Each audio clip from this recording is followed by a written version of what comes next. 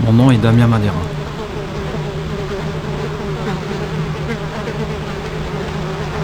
J'étais chercheur en physique et géophysique.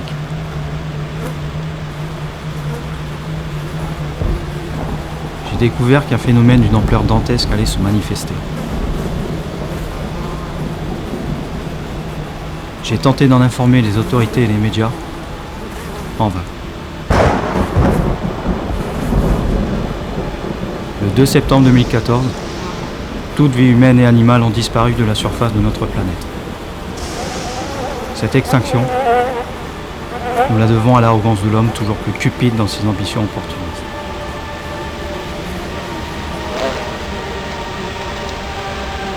De toute façon, qu'aurions-nous pu y faire ?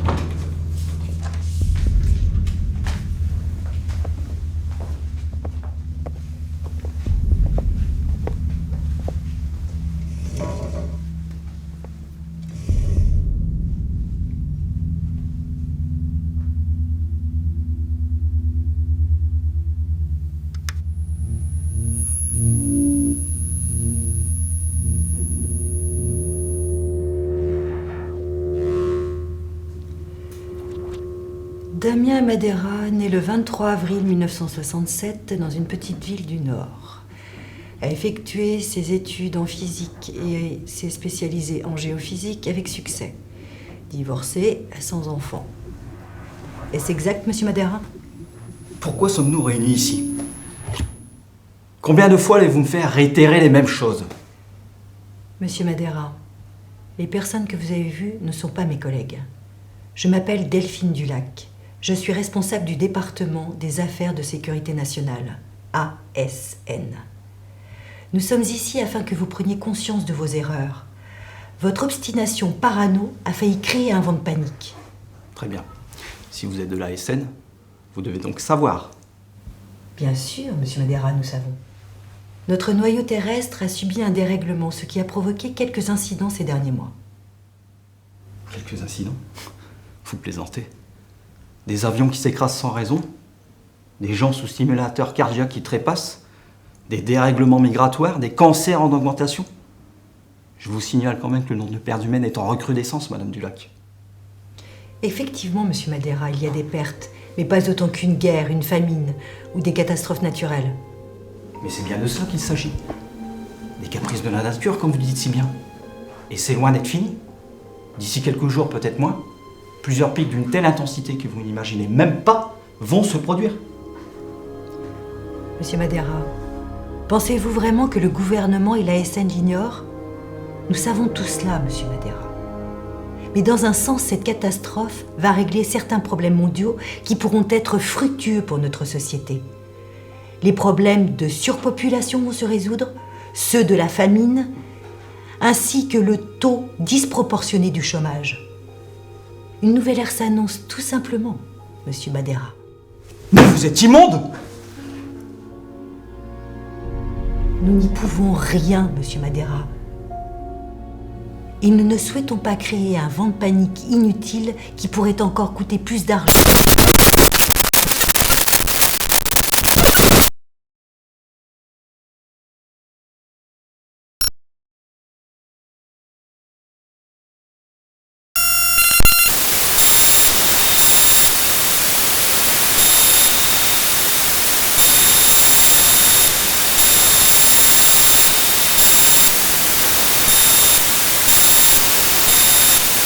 Et nos éminents spécialistes sont loin de partager vos théories.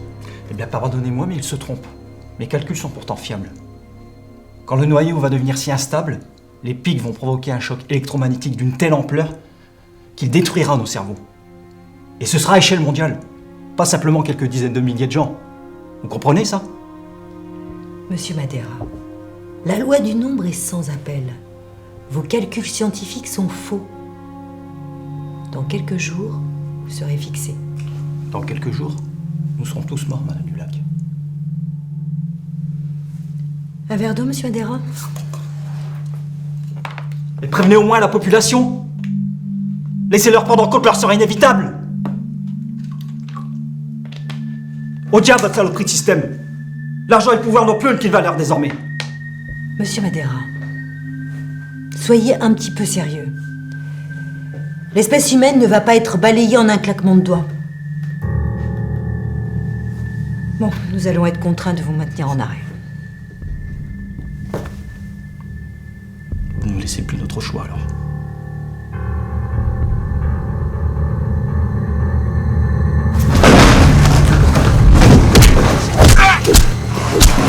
Monsieur Madera, arrêtez, ça suffit maintenant, stop! Bouge pas, toi!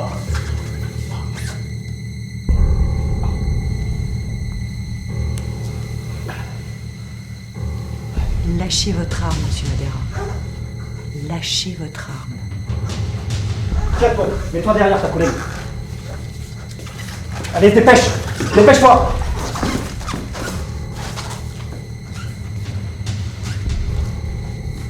Je dois employer des moyens plus expéditifs, Madame Dulac, puisque vous ne souhaitez rien entendre. La fin de notre monde est proche. Vous ne comprenez rien. Je sais ce qui va arriver. Je sais ce que nous allons tous subir.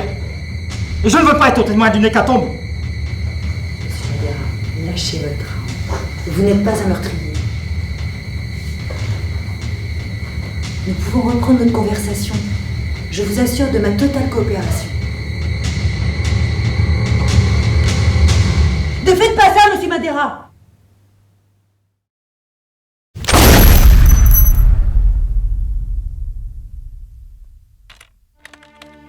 Le 25 août 2014, le professeur Madera s'est donné la mort sous mes yeux pendant un interrogatoire de routine. Sa paranoïa l'a conduit à croire que la fin du monde était proche. Persuadé que cette fiction allait réellement se produire le 2 septembre de cette année, il préféra mettre fin à ses jours. Affaire classée, rapport 48 75 996.